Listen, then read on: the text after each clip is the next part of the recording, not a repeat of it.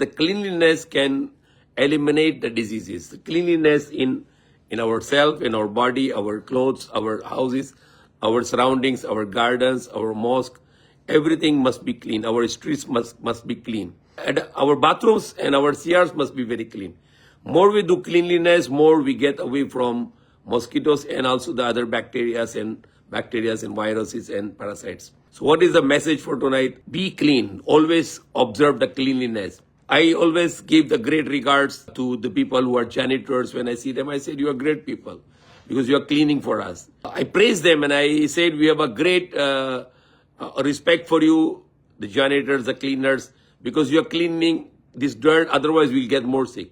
So cleanliness is very important everywhere, every time, even after urine must clean, after the defecation must clean, after eating must clean, before eating must clean the hands. Ablution, before we pray, we also clean.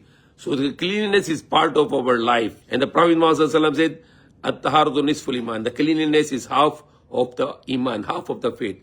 Clean our hearts must be very important. No shirk, no idol worship there, no money, no love of money or no love of the material, rather love our loved ones, our parents or wives or children or relatives. And our thinking must be clean, our body must be clean, our soul must be clean. So cleanliness can save us from physical diseases and spiritual diseases. May Allah guide us while in this